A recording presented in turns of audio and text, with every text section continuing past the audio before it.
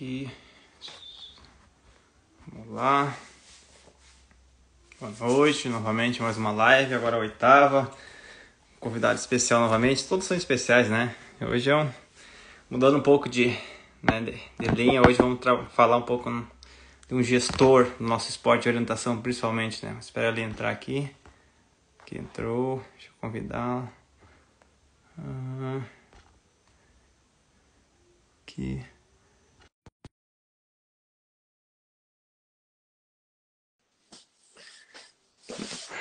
Deu convite, espero ele entrar e começa aqui nossa oitava live, aqui no Esporte em Destaque.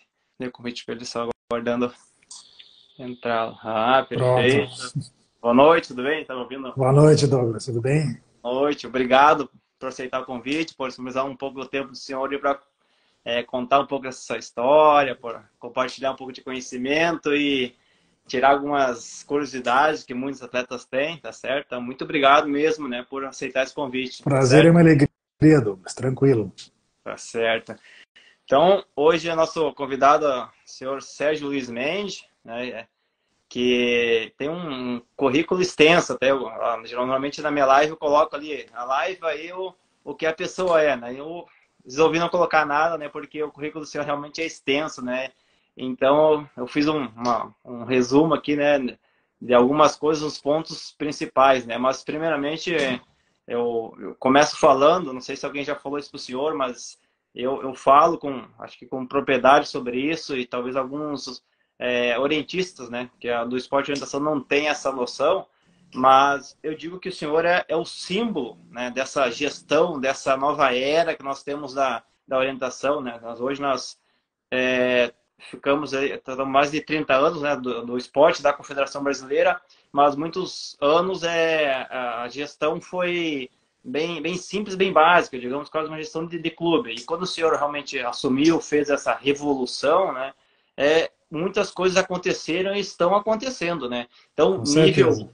nível nacional, nível sul-americano, e quando a gente projeta o esporte de orientação, a CBO, né, na Europa, que é onde é o forte, o senhor é o símbolo, formalmente é o símbolo, né, o maior símbolo, a pessoa que nos representa e que é lembrada. A gente fica feliz, a gente fica orgulhoso de ter uma pessoa, ter o senhor, né, que de tanta qualidade e capacidade, que disponibilizou o seu tempo, né, energia para trabalhar, para alavancar o nosso esporte, né, que é o esporte de orientação, e principalmente do Brasil, né, seu Sérgio?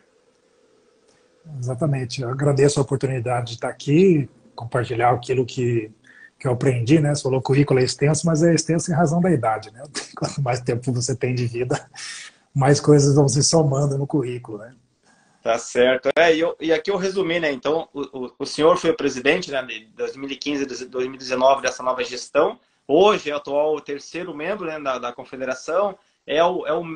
O representante da IOF aqui na América do Sul, né? E fez vários cursos, tanto na área. O senhor militar, desculpa, o senhor militar da reserva, né, capitão, tem um longo currículo, vários cursos, trabalhou com assessor de ministro da Defesa, trabalhou em várias áreas, em escola de formação, enfim, tem vários cursos também, tem línguas, né, principalmente o inglês, o senhor é fluente, tem o espanhol, fez curso fora do Brasil, ministrou clínicas aqui no Brasil, fora, e para orientistas, tanto do Brasil, do continente sul-americano, né? E atualmente também faz curso, né? Fez agora o último curso da CBO, que era de traçador e percurso, né? O senhor estava ministrando o Exato. curso, tá certo? Enfim, vários outros itens, né? Que se eu vou começar a enumerar aqui, né? Vou passar muito tempo enumerando, tá certo? Mas um currículo extenso. Mas agora eu peço para o senhor, então, como eu falei, né, que o senhor é o símbolo, né, dessa nova era, dessa gestão da CBO. Gostaria que o senhor contasse quem é o senhor Sérgio Luiz Mendes, quem é, para o pessoal conhecer, né, lembrar quem é, enfim, muitos não sabem quem o senhor é, né? Se o senhor puder contar um pouco da sua história. Bem, você já resumiu um pouquinho no currículo, né? Mas o que interessa realmente para as pessoas é a gestão, né? Eu costumo dizer que nenhuma construção, nenhuma edificação, ela se sustenta num pilar só, né? Então, eu não fui o único pilar de tudo que aconteceu. Existiam outras pessoas junto comigo, particularmente a minha diretoria, os presidentes de federação que acreditaram, todas as pessoas que fizeram parte, né, de um conjunto. A CBO não é uma coisa só, não é só a direção da CBO. A CBO é um conjunto, é todo mundo, né? São os atletas, os dirigentes de clube, os dirigentes de federação, conselho fiscal, todo mundo que está envolvido, né? E na época que eu assumi, ou antes mesmo de assumir, eu escrevi 10 propostas, né? Que eram as propostas da minha chapa, né? E as 10 foram cumpridas, né? E a principal delas, né, era uma mudança na gestão. Nós tínhamos uma gestão extremamente focada na pessoa do presidente, né? O estatuto ele foi sendo modificado para que o presidente tivesse uma força muito grande, né? E a mudança ela ocorreu em razão disso também, né? Já antes mesmo de assumir, eu já tinha pensado, né, e colocado no papel essa ideia, né? Elas estão aí, não estão publicadas em lugar nenhum, elas foram enviadas, mas eu tenho aqui na mão, né? As 10, até vou ler aqui para o pessoal lembrar. A primeira delas era a conciliação nacional, né? Porque eu assumi no momento de crise, né? Acabei sendo até mesmo o pivô dessa crise por me rebelar contra a última reeleição do então presidente. E somado com outras pessoas, a gente foi tocando aquele processo e no final eu acabei, digamos assim, puxado para a candidatura como presidente. Então precisava realmente pacificar, porque as coisas estavam divididas, né? As pessoas acabaram naturalmente se divididas, pendendo para um lado, outros pendendo para outro, e era preciso que a gente tivesse uma situação unificada, né? Ou seja, todo mundo remando na mesma direção. E isso, com o passar do tempo, foi acontecendo, né? As pessoas foram vendo que o objetivo principal era realmente a condução da CBO para uma situação melhor, né? Sem fazer julgamento de mérito do que aconteceu no passado, mas costumava dizer para o pessoal da diretoria que a única certeza que eles poderiam ter era a mudança. Ia mudar o tempo todo, sempre. Essa era a minha visão e continua sendo. Eu continuo acreditando que a CBO tem que estar mudando sempre. Ela precisa de modificação constante para ir se adaptando com as coisas que vão acontecendo. Mas ao final eu vou falar de uma novidade, até mesmo sem autorização do presidente, até porque eu também fui o pivô do que eu vou falar depois. Mas a primeira coisa era a conciliação nacional. E a segunda, número 2 da minha lista, era a mudança no sistema de gerenciamento da CBO, né, de forma a distribuir o poder para que as decisões fossem colegiadas, ou pelo menos as decisões mais importantes. E foi isso que aconteceu. A transformação da CBO, a direção da CBO para um conselho, trouxe isso. Mas não só, né? Ou seja, não só as decisões serem tomadas por 7 pessoas, mas também com as federações sendo incluídas, com a criação da Conferência das Federações, que passou a distribuir uma parte daquilo que cabia apenas à diretoria ou à presidência, ela passou também a ser parte da Conferência das Federações, tirando até um pouquinho do que a própria Assembleia decidia. Então a gente fez uma modificação nesse sentido para que todos pudessem participar. Continua tendo a Assembleia Geral, mas tem a Conferência das Federações. Foi criada a Comissão de Regras, também visando atender a lei. A gente primeiramente não pensou em lei, mas pensou assim que os atletas deveriam ter voz ativa. No princípio se decidiu que seriam atletas de elite, vai mudar agora para frente, vai entrar mais gente, mas naquele primeiro momento foram os atletas de elite que entraram, para também trabalhar na comissão de regras na questão do voto. Então muita coisa mudou de lá para cá. De 2016, 2017 veio mudando, a partir de 2018 o conselho foi efetivamente formado e eu saí. Foi uma promessa que eu fiz a mim mesmo, que eu não deveria continuar no primeiro conselho. Alguns dizem que foi um erro, outros dizem que não. Eu ainda não me convenci. Eu acredito que, como eu vim construindo isso tudo ao longo do tempo, eu não deveria ser o primeiro presidente nessa situação. Devia ser uma outra pessoa. Talvez o tempo diga se eu estava certo ou errado. Hoje ainda continuo convicto de que a minha decisão foi acertada por questões eminentemente pessoais.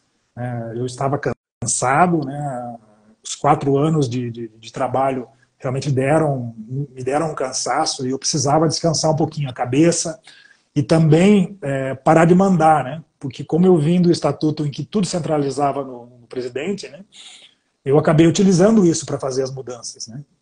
Quase tudo que eu quis fazer, eu fiz porque tinha o poder de fazer na mão, né? E as coisas aconteceram dessa maneira, sempre respaldado pelas pessoas da minha diretoria, o Dias Torres, que era o meu assessor jurídico, o Raupe, que era o contábil, o Demeterco, que era o secretário-geral, o Gilson, que era o diretor técnico, o Farias, que era o diretor financeiro, né, e outras pessoas que ajudaram, o Xavier, o presidente do Conselho de Arbitragem, que também foi criado. Então, muita gente trabalhou, né, foi uma junção de muitas ideias, e não apenas a minha, né. As coisas foram sendo colocadas ponto a ponto, eu apresentava uma ideia, os outros argumentavam, traziam ideias também, e a gente foi resolvendo os problemas, né. É como nós julgamos que nós pegamos uma casa que precisava de uma organização. Né, E sem pegando dizer que... Sim. um adendo, essas coisas, alguns itens que você falou, né, de ter as conferências, de tirar um pouco da centralização do presidente, também pegando o gancho, essas equipes que vão representar o país, se você puder explicar para a gente se isso começou do zero, como foi para fazer essa transição, não tinha nada. Aí, na sequência, o primeiro foi conciliação nacional, o segundo, mudança nos sistemas de gerenciamento, que foi o conselho. O terceiro item é a inserção das federações estaduais e os clubes no processo decisório de uma maneira prática, né? Isso foi feito com a criação da Conferência das Federações e uma modificação no sistema assemblear, né? Uma modificação prática. Não foi uma formação de regra, de estatuto. Ela foi uma tomada de decisão para que os clubes participassem mais. Foram chamados para isso, né? Aí não houve nenhuma mudança estatutária em relação à participação, mas sim uma mudança prática da nossa parte de fazer essa participação. O número 4 foi a criação de uma plataforma de trabalho, né, que possibilitasse um equilíbrio de relações com pluralidade e transparência, ou seja, a gente tornou todas as decisões de tudo que acontece na CBO transparente, né, chamando as federações, chamando os clubes e deixando tudo às claras. Né, se eventualmente alguma pessoa me questiona, ainda hoje, né, sobre alguma coisa, e eu sempre remeto a algum item, vá lá e veja tal coisa. Né? Tanto é que, se você entrar no site hoje da CBO, a partir de 2015 tem um item das pastas lá como transparência. Quem tiver ter acesso pode, né, verificar, analisar. Exatamente. Cerca de um mês ou 2 meses atrás, eu converso com um presidente de clube, ele falou, vocês fizeram a regra tal. Né? Eu falei, para aí, você conhece o estatuto da CBO? Você já leu? Não, não li. Então eu te recomendo uma leitura. Quando você diz vocês, né, e aponta para a CBO, está cometendo um equívoco. Porque hoje, nem o presidente, nem o conselho da CBO tem um voto sequer nas regras.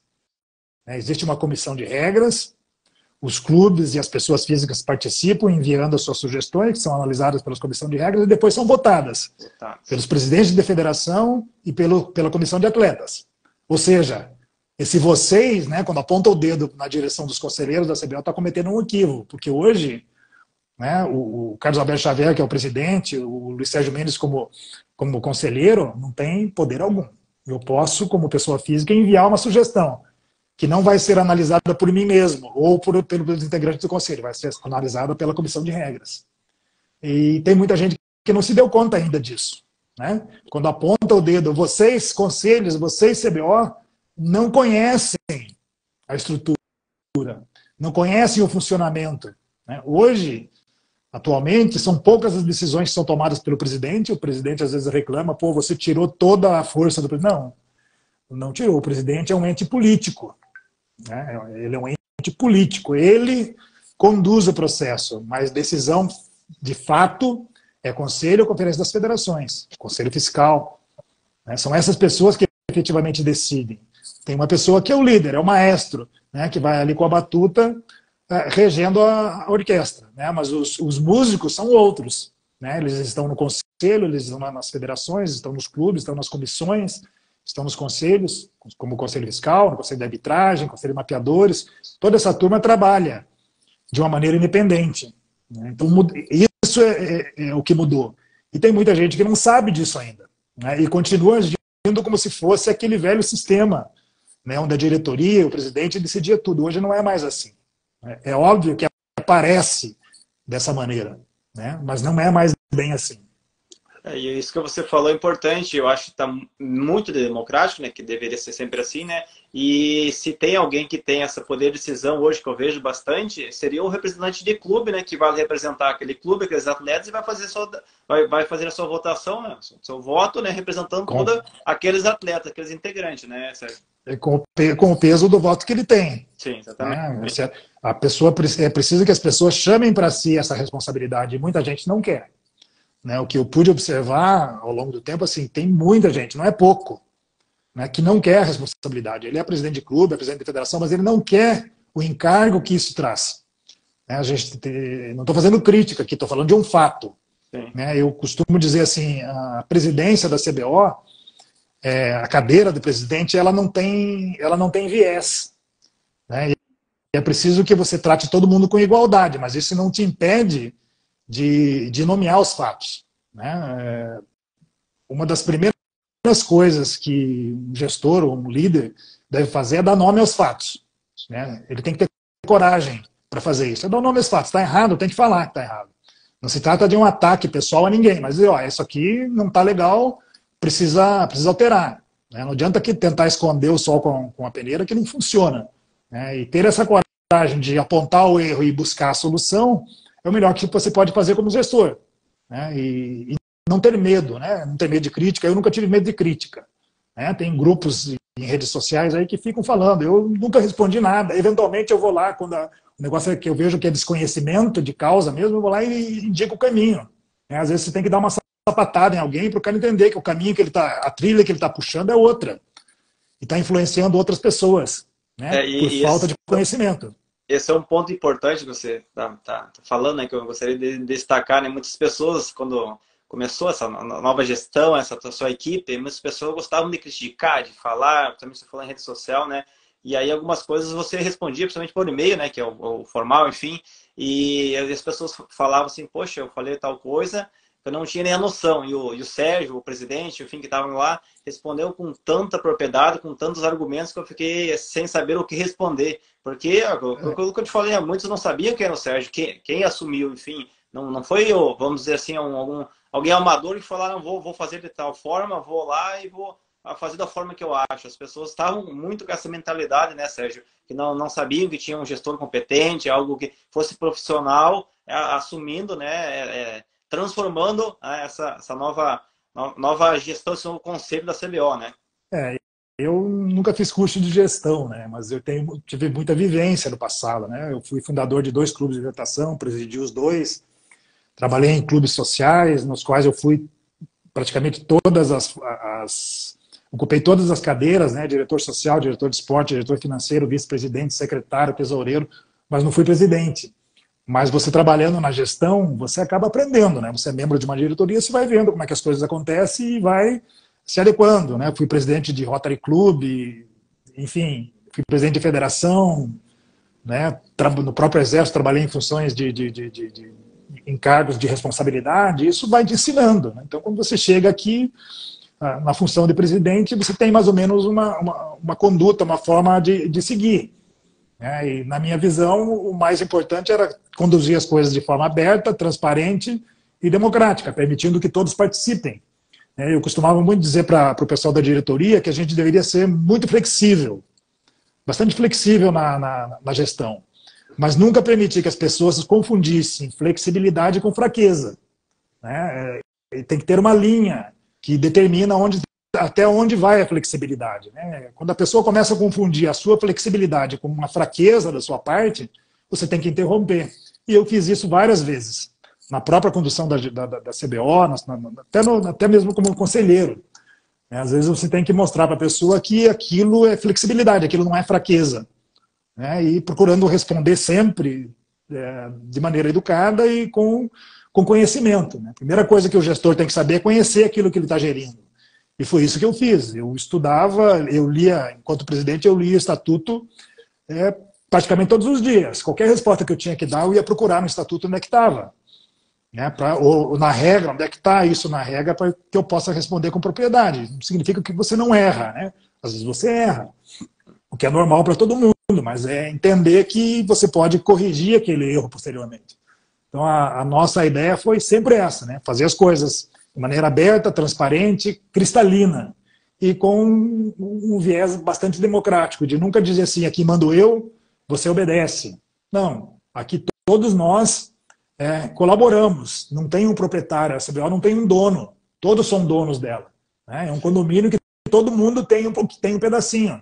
Então, tem uma pessoa, um grupo de pessoas que estão encarregadas de administrar, que hoje, né, é o conselho da CBO, formado por 7 pessoas, mais o secretário-geral. São 8 e mais os demais, conselho fiscal, conselho de arbitragem, mapeador e por aí vai. Essa turma toda colabora na gestão, com os presidentes de federação e os presidentes de clube. É todo mundo no mesmo barco. Então, quando um gestor, um presidente de clube aponta o dedo para a CBO, está apontando para ele mesmo. Né? Ele está falando de uma coisa da qual ele faz parte. Ele concordou. Né? Quando o clube se associou, se filiou à CBO, ele concordou com as regras do jogo. Né? Então, ele tem que atuar como membro da equipe, como membro do time. Né? E não fazer gol contra. Né? Tem gente que está no time e vai fazer gol contra. Não, você joga futebol, você não faz gol contra. Né? Você tenta fazer gol do outro lado. Né? Que para nós significa buscar melhorias para o esporte. Né? E assim foi. Seguindo aqui, o número 5 era impor o regime de austeridade e transparência, com gestão descentralizada, uma coisa está interligada no outro, né? Alteração no sistema da eleição do Conselho Fiscal, para que o Conselho Fiscal tivesse independência, e hoje ele tem independência, né? Antes eram pessoas convidadas, ou seja, você convidava uma pessoa da sua confiança, ela era membro do Conselho Fiscal, ou seja, o que ele ia fiscalizar? Né? Não se desconfia da honestidade de ninguém, mas se a pessoa vem como um convidado seu, dificilmente ela vai se opor a você. Né? A não ser que você convide um adversário. Eu já fiz isso. Né? Uma vez eu convidei um membro da minha diretoria de uma outra situação, falou, você é louco? Eu falei, não sou louco, não. Você está convidando uma pessoa que é adversária. Eu falei, sim, estou convidando ele porque eu tenho certeza que ele vai me fiscalizar. Certamente. Né? A pessoa que não gosta de você, ela vai te fiscalizar. Então, e aceitou. A pessoa veio trabalhar. Ela fez um bom trabalho. Porque ela fiscalizava tudo. Era o que eu precisava. Não ia fazer nada errado. Sim. Né? Eu tinha tranquilidade de que eu não ia fazer nada errado. E assim foi. Não fiz nada de errado. E o Conselho Fiscal fiscalizou. E nunca encontrou nada para colocar o dedo para que me doesse. Não. Muito pelo contrário. Bom. O número 7 aqui, chegamos no ponto que você falou sobre os atletas de elite. Né?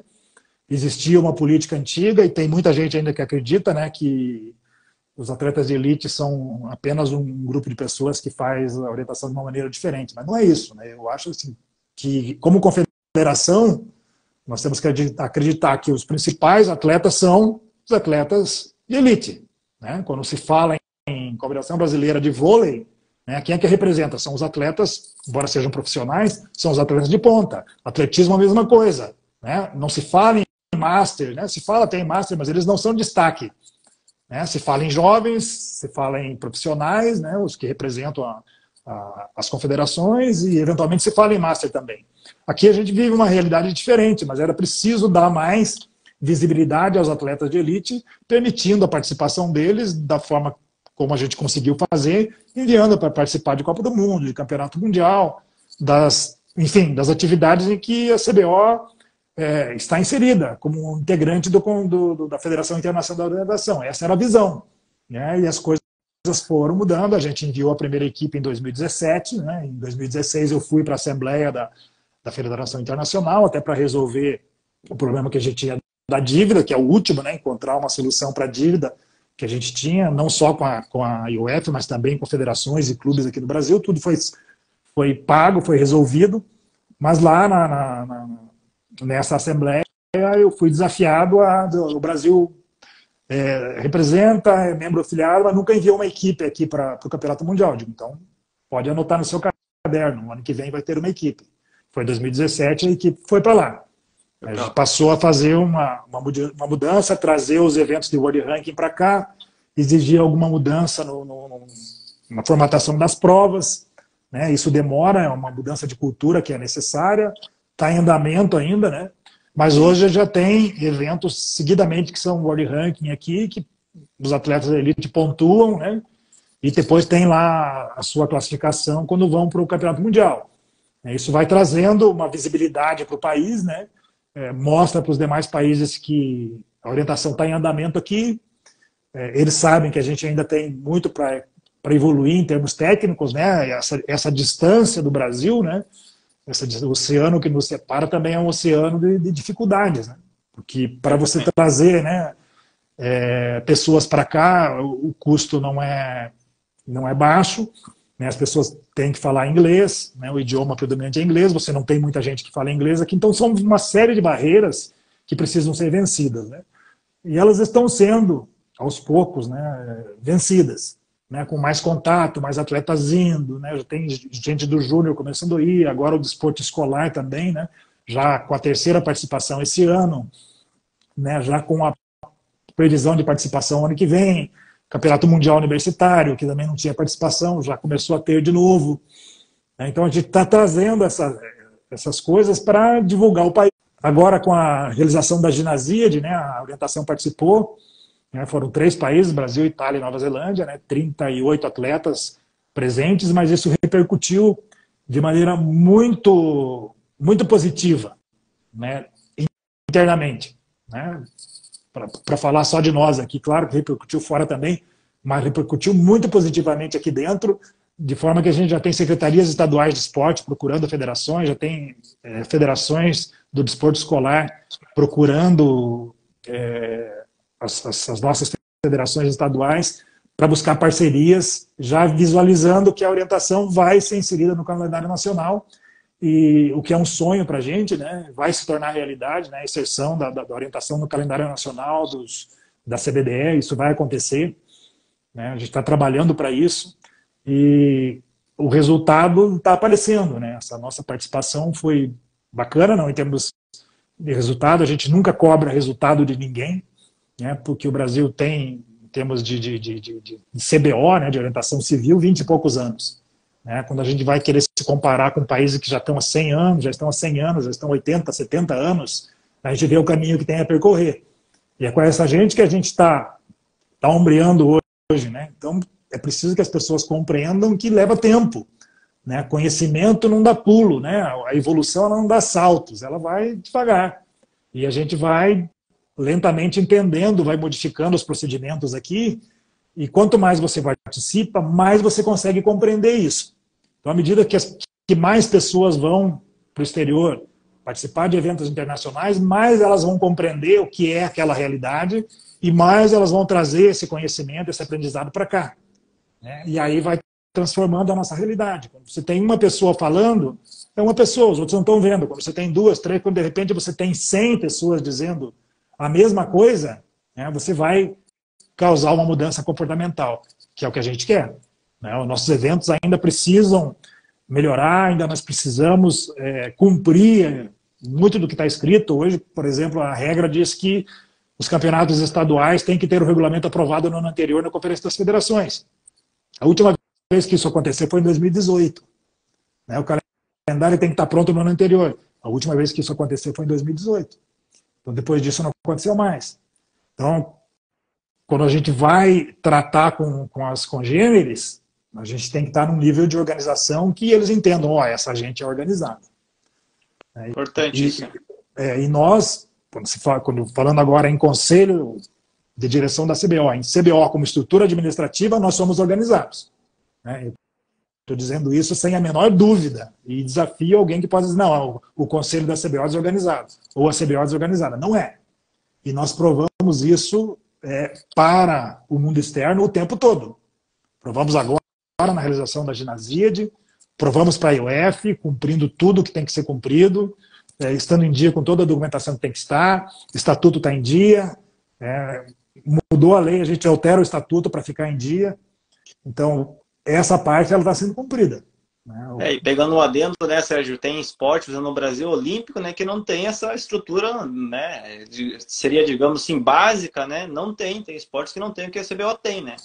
E o nosso calcanhar de Aquiles realmente é a parte financeira. Né? A gente não recebe dinheiro do poder público, isso é um problema grave, né? E eu sei que tem muita gente que acredita, Brasil afora, né, que a CBO tem muito dinheiro, que entra muito dinheiro aqui porque paga 10%, não sei o que. Só em termos comparativos, né, o orçamento atual é menor que o orçamento de 2016. O orçamento hoje da CBO é menor que o orçamento de 2016, quando existia anuidade. né? A anuidade saiu em 2019, quando eu saí da CBO, foi aprovada a extinção da anuidade. Depois veio a pandemia, não arrecadou praticamente nada, hoje arrecada esses 10% de cada inscrição, que é pouco dinheiro, né? Tem evento regional que o custo do árbitro para a CBO é maior do que ela recebe. Então ela gasta mais no evento do que ela efetivamente recebe. E as pessoas acham, para onde vai o dinheiro da CBO? Vai nisso, vai para gestão. Né? Os conselheiros não viajam com o dinheiro da CBO, os conselheiros não recebem dinheiro da CBO, ninguém recebe nada. Todo mundo faz isso de forma voluntária, como é no país todo. Né? Os clubes, as federações são assim também. E aqui no conselho, isso não é diferente. Então toda a arrecadação, todo o dinheiro que vem para cá, ele é revertido em prol do próprio esporte. Seja para enviar a equipe para fora, que é uma função principal de uma confederação, ou seja, é participar de eventos internacionais com o recurso que tem, né? E mesmo assim ainda os atletas pagam 80%, 90% das despesas para ir participar do Campeonato Mundial, né? Porque a CBO não tem o recurso total para dar. Hoje você mandar uma equipe aí com meia dúzia de atletas para fora, você vai gastar quase 100 mil reais. Né? Exatamente. Que é mais ou menos mais da metade do orçamento anual da instituição. Né? E aí tem as arbitragens, tem a manutenção de site, tem toda uma estrutura que precisa funcionar. A CBO não tem ainda uma estrutura física para chamar de sua, não tem uma sede própria. Né? Tudo é feito com os bens, digamos, dos conselheiros, do presidente. Né? Então funciona na casa do presidente, funciona com o celular do presidente, funciona com a internet do presidente, porque não tem. Né? A CBO não paga a internet do presidente nem dos conselheiros, não paga a conta telefônica de ninguém. Tudo que a gente faz com os recursos próprios. E ainda tem muita gente aí que não acredita nisso, que acha que os recursos entram e desaparecem e que para onde vai. Às vezes é preciso dizer para a pessoa, eu fiz isso várias vezes, entrar em contato com a pessoa, olha, tá aqui, ó, você quer ver o orçamento, pega, entra lá no site e vê. Participa da prestação de contas, que é totalmente aberta, e lá você vai ver quanto que tem na conta, para onde saiu o dinheiro. Está tudo explicado. Né? E ainda, infelizmente, tem muita gente que não vai, primeiro não vai lá olhar, né? E depois sai por aí em rede social falando coisas que desconhece. Né? Tem muita coisa que é ainda desconhecida. Recentemente eu tive uma discussão bem salutar, né, com um representante de um clube a respeito de contrato. Né? Ele disse que o contrato que a CBO tem, que a CBO faz com os organizadores de prova, é leonino, ou seja, é abusivo. Quando na verdade não é. Né? Se você pegar o contrato e colocar as regras, as ROP do lado e ler o contrato em conjunto, você vai ver que o contrato nada mais é do que a transcrição das regras para dentro do papel no contrato. É só isso. Não tem nada de abusivo. Mas tem multa abusiva. Sim, a multa é para que você pegue uma prova para organizar, vou organizar, aí quando faltar 3 meses, diz assim, eu não tenho condições de organizar, não vai dar. E aí? Quem responde? Né? Eu, como membro do conselho, o presidente, como presidente da CBO, vai ser afetado? Vai perder a sua passagem, vai perder a sua reserva de hospedagem, mas aquela pessoa que treinou, aquela pessoa que comprou a sua passagem aérea, que reservou o seu hotel, às vezes fez isso para a família toda, como ela fica? São essas pessoas que precisam de respaldo. Então tem que doer e doer no bolso. Então a multa é leonina, a multa pode ser, porque ela tem que ser, porque ela não está protegendo a instituição CBO. O contrato visa proteger os atletas. Você, Douglas, né, o Zé Maria lá do Rio de Janeiro, Giovanni lá do Rio Grande do Sul, e todos aqueles outros que vão se inscrever e vão vir participar. É esse resguardo que o contrato dá. Então é preciso que as pessoas entendam, né, que quando ela assina um contrato de organização de um evento, nós estamos dando, a CBO está dando garantia para quem vai se inscrever que aquele evento vai ser realizado. Né? Senão, hoje não tem garantia. Se fica de boca, né, você pode chegar e dizer, nós temos agora uma ação judicial que a CBO venceu parcialmente, que vai nos custar mais de 100 mil reais. Por quê? O contrato de 2010 que foi feito verbal. Né? Quando foi para a justiça, o que a pessoa envolvida lá disse é o que está na petição inicial e é o que foi considerado. Nós tivemos só que nos defender. Por quê? Não estava nada escrito. Se estivesse escrito os deveres e obrigações de cada um, esse problema estava resolvido. Não está.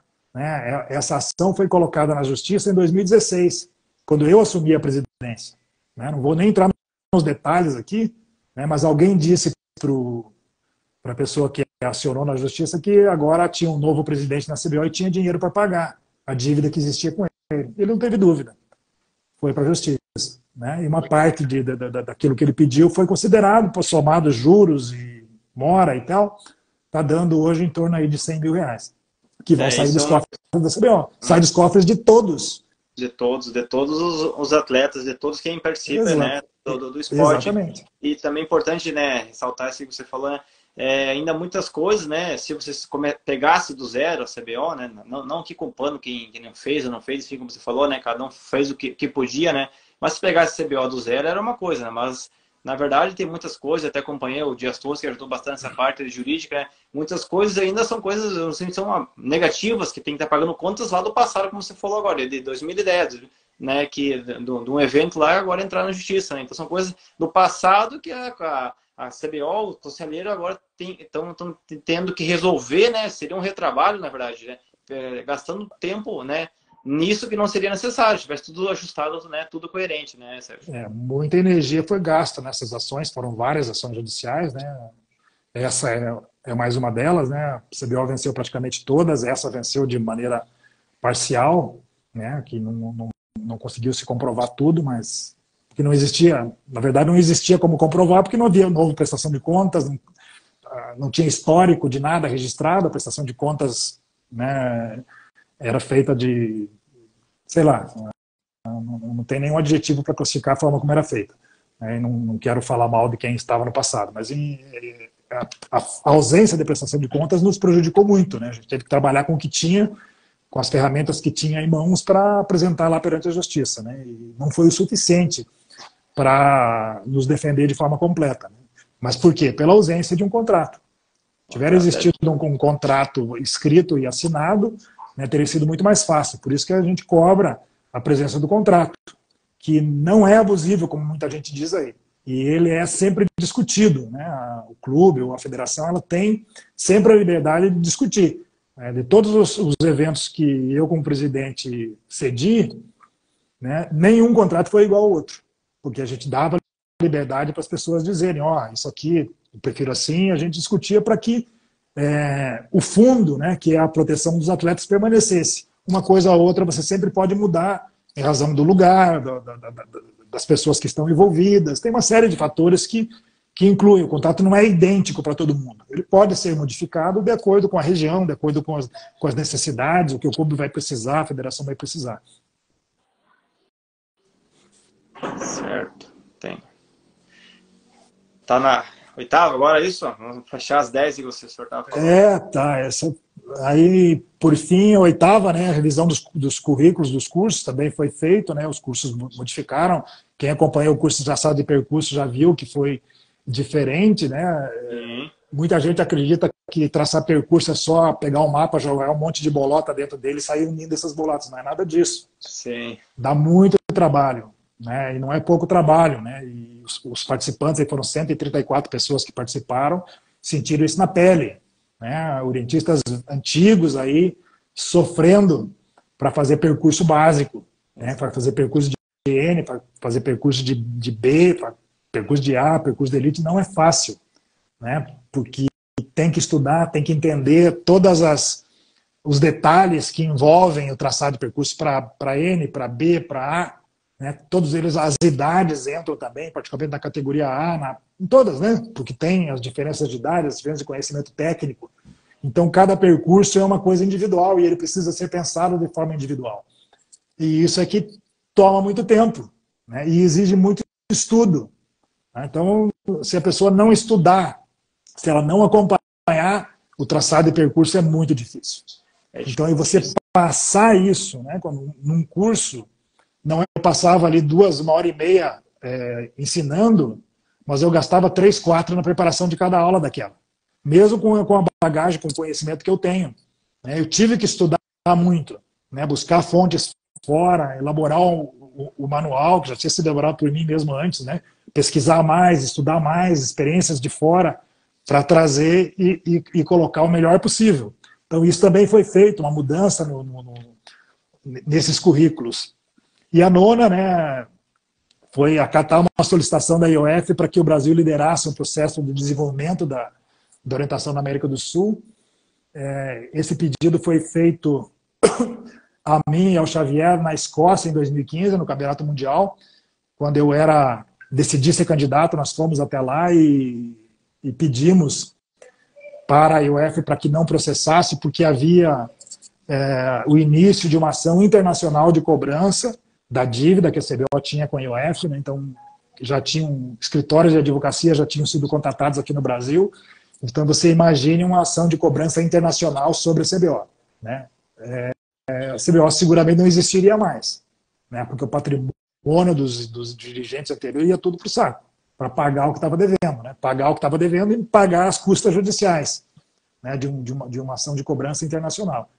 Então, quando eu tomei conhecimento disso, nós resolvemos ir lá para a Escócia para conversar com a IOF, e eu cheguei lá, eu e o Xavier chegamos lá sem conhecer ninguém, né? Ficamos andando por lá e até que encontramos o Evan Holt, que foi árbitro aqui do Campeonato Mundial Master, e ele é que me levou ao Tom Hollowell, que então era o secretário geral da IOF, e ele no dia seguinte me apresentou o presidente da Federação Internacional, e eu conversei com ele, falei, olha, parem o processo de cobrança, que eu vou me candidatar e se eu for eleito nós vamos pagar a dívida. E aí foi que ele me disse, tudo bem, eu considero isso resolvido, mas eu preciso que vocês ajudem lá na América do Sul a desenvolver. O que foi feito, né? Se vocês lembram, o Campeonato Sul-Americano só era realizado no Brasil. Ou seja, era um evento nacional que tinha o nome do Sul-Americano, ele não era Sul-Americano, né? Ele tinha o nome, ele não era um campeonato oficial. Existia uma associação sul-americana, que também era comandada pelo mesmo presidente da CBO, que não era reconhecida pela IOF. A partir dali, eu fui perguntar como é que a gente vai fazer para isso ser reconhecido.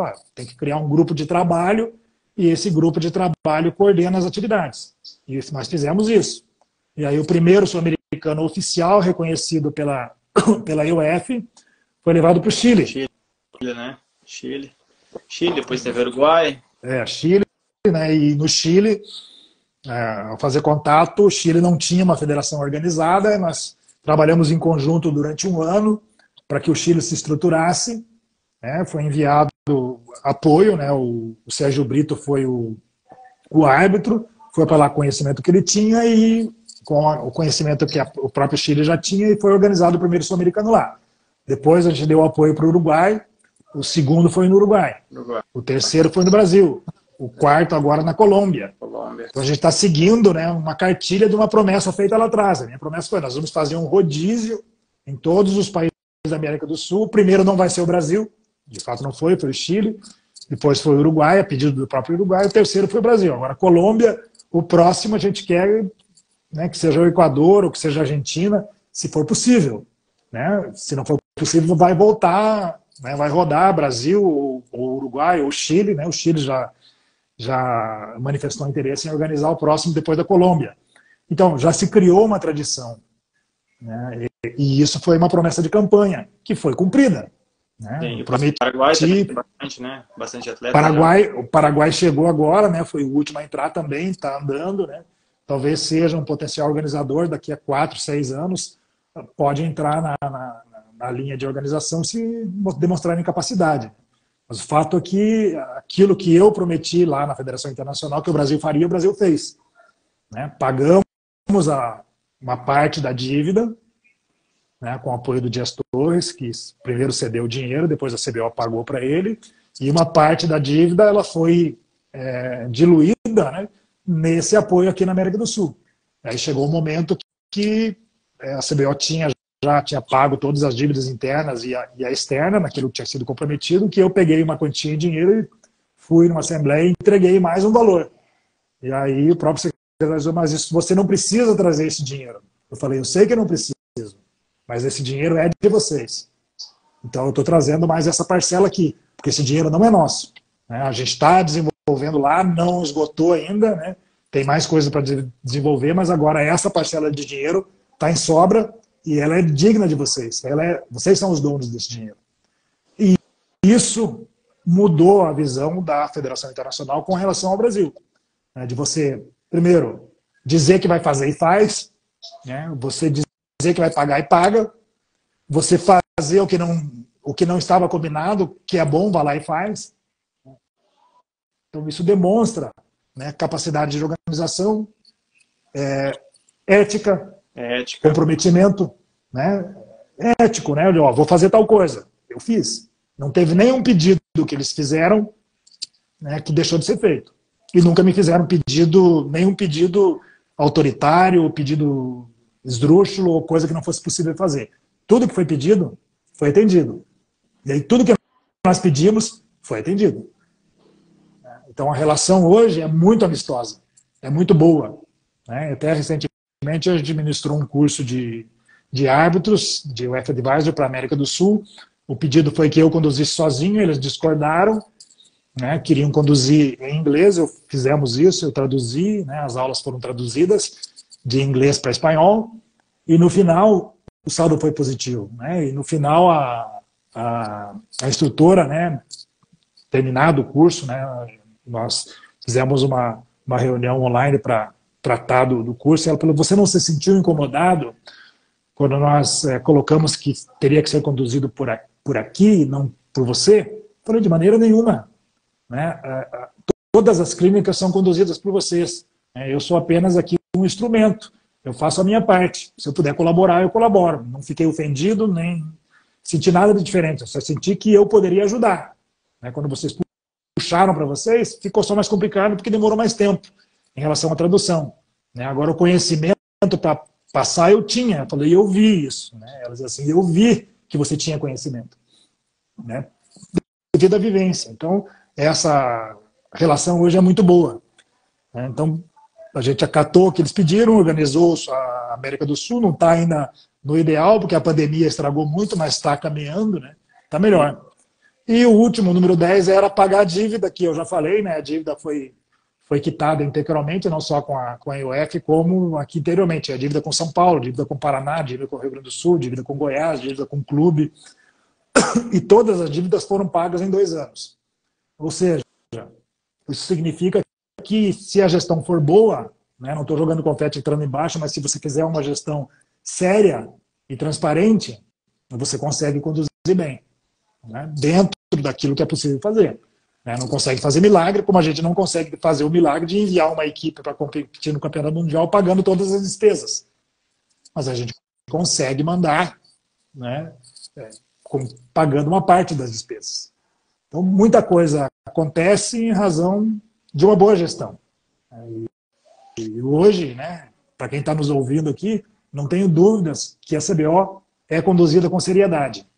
Não estou dizendo que no passado não era. Né? Estou dizendo que hoje é conduzida com seriedade. Né? Ou continua sendo conduzida com seriedade, tentando desenvolver o esporte, e isso vai acontecendo aos poucos. Né? Há pouco tempo não se falava em participação em ginasíade. Né? Hoje se fala, já é a 3ª participação. Eu passei o ano de 2017 inteirinho lá na CBDE, incomodando, pedindo para participar. Em 2019 foi.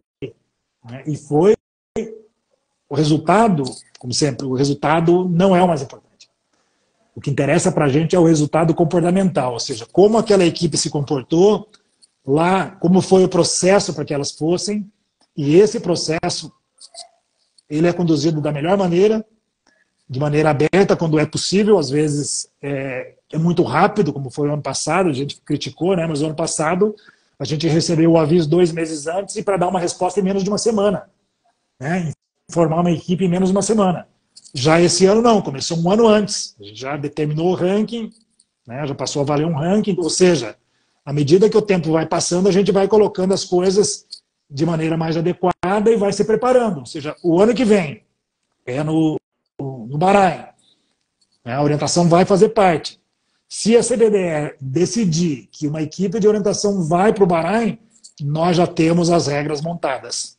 Ou seja, ranking. Né? Então, se tem pais ou crianças ouvindo aqui, né, acreditem que aquilo que está programado lá atrás, que é a participação em campeonato estadual, campeonato regional, em campeonato nacional, é o que vai valer. Né? Tem gente que me questionou assim, por que não fazem uma seletiva em tal lugar? Beleza. Para as pessoas daquele lugar, é muito bom. Perfeito. né? Vamos fazer em Brasília. Para as pessoas aqui de Brasília é ótimo. Para as pessoas de Goiás tá bom. Para o pessoal de Minas tá bom. Mas e para o pessoal lá de Fortaleza, lá do Rio Grande do Norte, lá do Rio Grande do Sul, como é que fica? Quem vem? Quem tem dinheiro para vir, né? Quem não tem dinheiro não vem. E aí não participa e fica excluída do processo. Então não é, ao meu ver, a melhor maneira de fazer.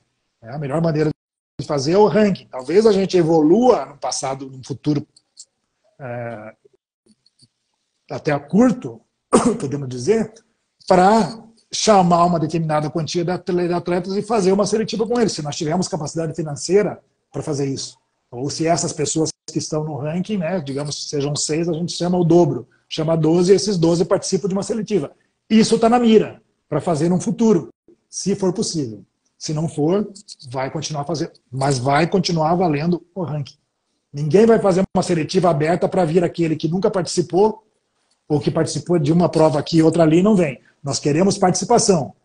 Nós queremos gente que venha e participe, que esteja presente nas provas e que faça o esporte crescer. E vai crescer. Podem ter certeza que a gente vai ter novidades em breve. São novidades que vão mexer com a nossa estrutura como um todo, estrutura de clube, estrutura de federação, né? Com a nossa estrutura, a CBO não vai mexer porque ela já está preparada porque vem por aí, mas ela vai mexer com as estruturas das federações e dos clubes, porque a demanda vai exigir isso. Tá? As coisas estão acontecendo desde 2016, vem mudando, e eu tenho certeza que vem mudando para melhor. Tá certo. Eu acho que sim, né? Já aproveitando, já que está no final da nossa live aqui, eu agradecer quem está aqui acompanhando, que está assistindo, né? E fica aqui registrado. Já convidando o senhor já para uma próxima, que tem muita coisa para a gente conversar, muitas coisas que eu gostaria que o senhor comentasse, ainda não teve tempo, né? Mas enfim, né? Sim, eu acredito que o senhor falou a verdade. Eu acho que o senhor já deixou um legado, o senhor construiu esse legado junto com essa equipe, então tem um legado nesse esporte. Questão de delegações também, o senhor criou. E como o senhor falou, não é possível, né? Porque envolve bastante custo, o país é longo, precisamos de tempo para se preparar, enfim, né? Mas a gente fica feliz, e aqui eu fico aqui, né? Fica meu registro de ficar ouvir o senhor fala com propriedade, o senhor sabe o que explica, e isso deixa a gente feliz e motiva muitas pessoas, que até o Edson que comentou, né? Para que outras pessoas venham, que outras pessoas entram, que outras pessoas se preparam e sigam essa linha, né? Que o senhor apresenta, que o senhor segue, né? Para seguir evoluindo o nosso esporte, né, seu Sérgio? E para finalizar, o senhor deixar uma mensagem para a gente antes que acabe e dizer como foi, qual a sensação de estar lá levando a equipe nacional para fora do Brasil, né? 2017, e este ano, né? A equipe sub-15, né? Como foi, qual a sensação de ser chefe, de representar, de estar com essas pessoas, com esses atletas, né? Todas as experiências foram muito boas, né? Cada uma tem as suas características próprias, né? A primeira vez com a equipe lá na Estônia, né? Foi uma experiência muito boa. O Brasil chamou bastante atenção por ser a primeira, não pelo uniforme também, o uniforme amarelo e verde, né? Chamava atenção onde estava, né? Nós éramos o menino novo no bairro, né? Chamou a atenção de todo mundo, a primeira participação como equipe oficial, né? Nesse aspecto foi muito bacana, os atletas sentiram, eu senti muito isso, né? As pessoas virem falar com a gente, né? Expressar, né? A alegria dele de nos ver lá, não é a maioria, teve um técnico de uma equipe nacional, que eu não vou dizer de onde que chegou assim e falou para mim, vai ser necessário caçar os atletas do Brasil no mato, né? Na floresta, né? Aí eu coloquei a mão no ombro dele e falei, não vai ser. Todos os nossos atletas vão completar todas as provas. Pode escrever. Né? Perfeito. E assim foi, e como tem sido, né? Nós não estaremos lá, momentaneamente não estamos no pódio, mas os nossos atletas chegam. Né? Exatamente. Eles podem enfrentar dificuldades devido ao terreno, que é muito diferente daqui, das características, da pressão, de uma série de fatores que influencia, mas todos chegam. Né? E depois eu encontrei ele na prova de revezamento, né? Demos de cara e aí eu bati no braço dele e disse, e aí, foi buscar algum brasileiro na floresta? Aí ele só fez um joinha para mim, assim, fez assim. Que legal. Bom, né? Então, isso é o mais importante, né? E diferente aqui na Ginasíades, né? São jovens atletas, né? Eu, como gestor da parte técnica, né? Representando a CBO, não tive nem muito tempo durante a realização dos jogos, de me aproximar dos nossos atletas, né? Porque a correria era muito grande, era muita coisa, eu respondia por praticamente tudo, né? Perante a CBO, perante a comissão que estava organizando. Eu gostaria até de deixar aqui um obrigado, né, ao Clube de Orientação da Universidade Federal do Rio de Janeiro, que cedeu boa parte da equipe organizadora, o Zé Maria, que intermediou isso, né? O professor Zé Maria atendeu o pedido, né? Quando eu solicitei a ele se ele poderia indicar as pessoas, ele indicou, e essas pessoas lá, sob o comando do professor Diego, lá da UFRJ, estiveram presentes, né? Entre outras pessoas, o Marx, o Ronaldo Castelo, o Marx mapeador, o Ronaldo Castelo como traçador de percurso, o Rocha, Medeiros, o Vladimir, uma série de pessoas que trabalharam para que esse evento acontecesse, né? E ele aconteceu da melhor maneira possível, da melhor maneira para a gente, deixando um impacto, uma impressão muito boa, né? Não só para os países que participaram, que elogiaram bastante, mas também junto à CBDE. Às vezes as pessoas perguntam assim, poxa, como é que você faz com as coisas planejadas, que as coisas deem certo? Eu digo, eu não sei, né? Eu sempre imagino lá na frente, como foi com as crianças na Ginasíades, né? E também com a equipe lá, eu só imaginei elas lá, né? Eu visualizava elas lá e depois eu encontrava, todos os dias eu encontrava uma forma de fazer aquilo acontecer, né? É o sonho, né? Primeiro sonha, né? Eu costumo dizer que não existe nada no mundo, qualquer coisa aí que você olhar aí na sala que você está, né? E qualquer pessoa que está nos assistindo, olha para o lado e vê qualquer coisa que tiver, seja um copo d'água, um livro, tudo que estiver aí, primeiro foi sonhado. Alguém sonhou com aquilo e depois ele correu atrás para fazer acontecer, né? O computador é um sonho, um copo é um sonho, uma camiseta é um sonho, tudo aí que a gente tem partiu inicialmente de um sonho. E com as coisas que a gente faz também é. Então eu continuo dizendo, né? Vamos sonhar primeiro e daí trabalhar para que o sonho seja realidade. Então o sonho que a gente tem hoje é poder mandar uma equipe integral e que essa equipe vá lá e consiga incomodar lá no exterior. Esse dia vai chegar, porque o nosso país tem potencial. O esporte ele vai se desenvolver aqui. Vai demorar? Vai. Mas quando você olha para trás, né, a gente não tinha quase nada, e agora as coisas começaram a acontecer, a tendência é que a velocidade da mudança aumente. A gente não tinha quase nada, de repente veio outra, e agora, né, a gente começa a entrar num processo de aceleração dos acontecimentos. Então, à medida que o tempo vai passando, a gente vai perceber que cada vez vão acontecer mais coisas mais rápido. E a gente vai ter que dar resposta para isso. Isso é o sonho acontecendo, não tenho dúvida disso, né? Ida para Campeonato Mundial, Copa do Mundo, Sul-Americano, Ginasíade, né, os próprios campeonatos aqui, que nós temos que melhorar ainda mais a qualidade deles, porque a demanda, o que vem pela frente, vai cobrar isso da gente. Pode inscrever no que eu estou dizendo, pode inscrever. A demanda, o que vem aí nos anos vindouros, nos próximos anos, vai cobrar mudança comportamental e mudança de realização do evento e mudança estrutural e muita. Tá bem? Esse é o recado que eu gostaria de deixar para vocês no final. Muito obrigado pela oportunidade, Douglas, que você continue fazendo esse trabalho, chamando as pessoas aí para conversar e passar suas impressões. Muito obrigado pela oportunidade. Tá certo. Obrigado por estar aqui, por estar compartilhando um pouco do seu conhecimento. Obrigado por tudo que o senhor fez em todas as frentes no esporte, tá certo? E que continue, né, fazendo, nos ajudando, e que isso que o senhor falou é importante. E todos que sonham, que pensam que é possível, né, que o nosso esporte evolua e que está evoluindo, que vamos nos ajudar, vamos trabalhar para que isso realmente se torne realidade, este sonho, tá certo? E meu registro aqui, o senhor fique já convidado para uma próxima live. Temos muitas coisas para debater, para o senhor comentar, estudantil, equipes e tudo mais, tá certo? Mas muito obrigado por hoje, tá certo? Valeu, Douglas. Um abraço a todos que nos assistiram e até a próxima. Até a próxima. Tchau para todo mundo. Até mais. Tchau. Tchau.